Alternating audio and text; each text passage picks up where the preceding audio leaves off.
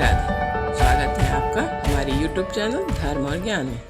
दोस्तों, आज के वीडियो में हम आपके लिए ऐसी उपयोगी जानकारी लेकर आए हैं कि हमारे मन में हरदम प्रश्न उठता रहता है कि जब भी किसी की मृत्यु होती है तो लोग यही कहते हैं कि मनुष्य खाली हाथ आता है और खाली हाथ चला जाता है। लेकिन ये मनुष्य का भ्रम है। मनुष्य ना तो खाली हाथ आता है और ना ही खाली हाथ जाता है, क्योंकि मनुष्य जब जन्म लेता है तो भाग्य साथ लेकर आता है और जब इस संसार से तन छोड़कर जाता है तो अपने साथ अच्छे कर्म, दान, पुण्य और ज्ञान लेकर जाता है। तो दोस्तों, यदि आप चैनल में नए हैं तो चैनल को अवश्य सब्सक्राइब और लाइक करें तथा वीडियो को ज़्यादा से ज़्यादा शेयर करें ताकि धर्म से संबंधित बातें सभी लोगों तक पहुंच सके। दोस्तों, कहा जाता है कि व्यक्ति खाली हाथ आया है और खाली हाथ ही जाएगा, लेकिन ग्रंथों के अनुसार व्यक्ति की मृत्यु के बाद भी 5 चीज़ें उसके साथ अगले जन्म तक जाती हैं। तो आइए जानते हैं कि मरने के बाद व्यक्ति के साथ कौन कौन सी चीज़ें जाती हैं। आपने अक्सर लोगों को कहते सुना होगा कि मृत्यु के बाद व्यक्ति के साथ कुछ नहीं जाता। जो भी उस व्यक्ति से जुड़ी भौतिक सुख की चीज़ें हैं वह सब यहीं धरी रह जाती हैं। अगर पुराण, वेद और बाकी धर्म ग्रंथ को देखा जाए तो उनमें स्पष्ट बताया गया है कि व्यक्ति की मृत्यु के बाद भी कुछ चीज़ें उसके साथ अगले जन्म तक जाती हैं। कुछ चीज़ें ऐसी हैं जिनका भुगतान व्यक्ति को अगले जन्म में भी करना पड़ता है। तो आइए जानते हैं वे ऐसी कौन सी 5 चीज़ें हैं जो मरने के बाद भी व्यक्ति के साथ जाती हैं। सबसे पहली चीज़ है कि मृत्यु के बाद भी हमारे साथ हमारा ज्ञान जाता है। ज्ञान व्यक्ति को भीड़ में सबसे अलग करता है। ज्ञान के बल पर आप अपनी एक अलग पहचान और लोगों पर छाप छोड़ने में कामयाब रहते हैं। इसलिए अपनी मृत्यु से पहले आप जितना ज्ञान ले लेंगे वह आपके बहुत काम आएगा।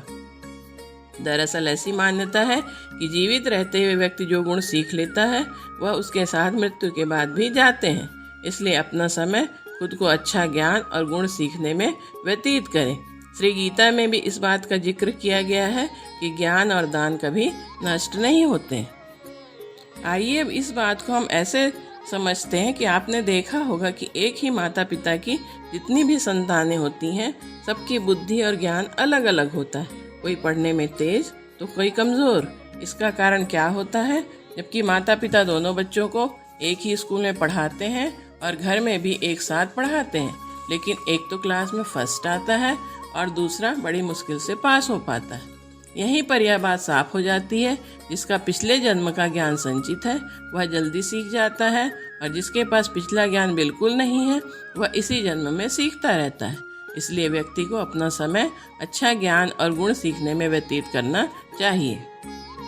दूसरी चीज़ जो हम मृत्यु के बाद भी साथ में जाती है वह है कर्ज। धार्मिक ग्रंथों में बताया गया है कि कर्ज कभी भी व्यक्ति का पीछा नहीं छोड़ता। अगर किसी व्यक्ति ने आपका भला किया है तो उसका ये ऋण जैसे ही मौका मिले उतार देना चाहिए। अगर आप किसी का ऋण नहीं उतारते हैं तो उसे जन्म जन्मांतर तक चुकाना पड़ता है और वह कर्ज उतारना पड़ता है। अगले जन्म में वह कर्ज किसी भी रूप में आपको चुकाना पड़ सकता है। साथ ही अगर आपने किसी को कर्ज दिया है तो वह उस व्यक्ति की मृत्यु कर्ज चुकाने से पहले ही हो जाती है, तो आपको भी बार बार जन्म लेना पड़ सकता है। इसलिए ऐसे व्यक्ति को उसकी मृत्यु के साथ ही माफ़ कर देना चाहिए, जो आपके लिए उचित रहेगा। नहीं तो आपको वह कर्ज चुकाने के लिए बार बार जन्म लेना पड़ेगा। तीसरा, मृत्यु के बाद भी साथ जाती है वासना और मोह। ग्रंथों के अनुसार अगर किसी चीज़ को पाने की चाहत रखते हैं और वह चीज़ व्यक्ति को न मिले तो मृत्यु के बाद भी उस चीज़ की वासना उसका पीछा नहीं छोड़ती। सांसारिक सुखों की चाहत रखना वासना ही है। वासना को लेकर विष्णु पुराण में एक कथा भी मौजूद है। राजा भरत को अपने हिरण के बच्चे से बहुत प्यार था। उसी के बारे में सोचते हुए उसने प्राण त्याग दिए। अगले जन्म में राजा को खुद हिरण के रूप में जन्म लेना पड़ा। इसलिए कामना और वासना को अपने मन में हावी नहीं होने देना चाहिए।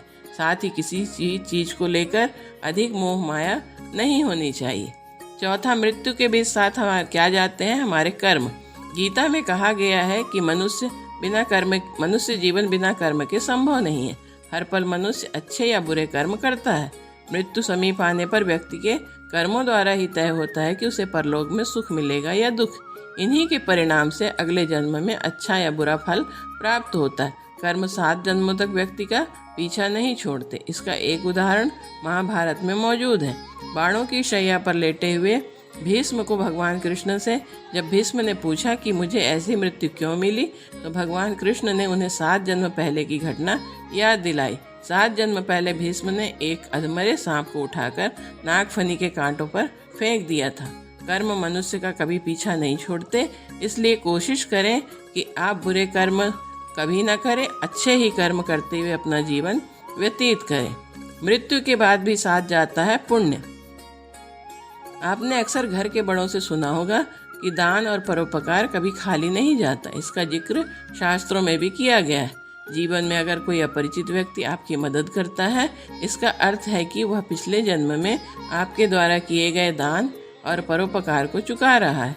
इसलिए दान पुण्य करते रहना चाहिए। यह व्यक्ति की मृत्यु के बाद भी इनके साथ जाते हैं।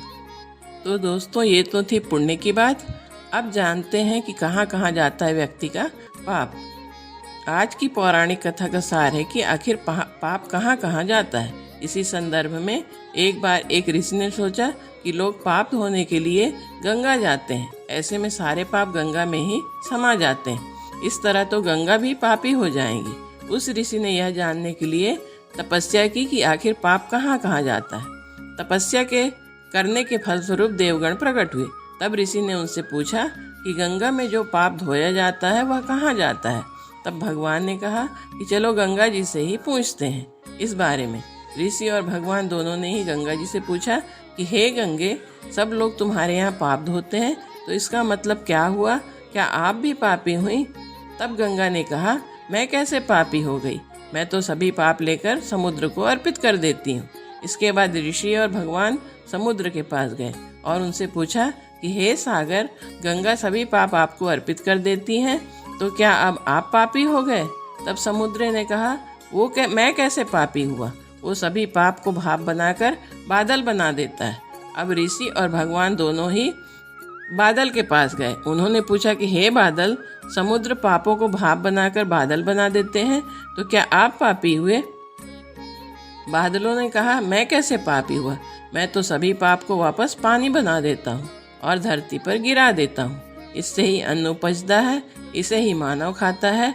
उस अन्न में जो अन्न जिस मानसिक स्थिति से उगाया जाता है और जिस वृत्ति से प्राप्त किया जाता है और जिस मानसिक अवस्था में खाया जाता है, उसी के आधार पर मानव की मानसिकता बनती है। यही कारण है कि कहा जाता है, जैसा खाए अन्न वैसा बनता मन। जिस वृत्ति से अन्न प्राप्त किया जाता है और जिस मानसिक अवस्था में खाया जाता है, वैसा ही विचार मानव का बन जाता है। ऐसे में हमेशा भोजन शांत रहकर ही ग्रहण करना चाहिए। अन्न जिस धन से खरीदा जाए वह धन भी श्रम का होना चाहिए, क्योंकि परिश्रम से कमाए हुए धन में कली का वास नहीं होता। इसलिए दोस्तों, हमें ज़्यादा से ज़्यादा सत्य के रास्ते पर चलना चाहिए। ईमानदारी पूर्वक परिश्रम से धन कमाना चाहिए और धन का 10वां भाग जरूरतमंदों को दान करना चाहिए। परोपकार के कामों में लगाना चाहिए, क्योंकि प्रकृति अपने पास कुछ नहीं रखती। हम जो कुछ भी देते हैं उसका 10 गुना हमें वापस मिलता है, चाहे वह पाप हो चाहे पुण्य। अतः हमें सोच समझकर अच्छे कर्म करना चाहिए। दोस्तों, आपको वीडियो कैसा लगा कमेंट बॉक्स में ज़रूर लिखें। तब तक के लिए जय श्री नारायण, हर हर महादेव।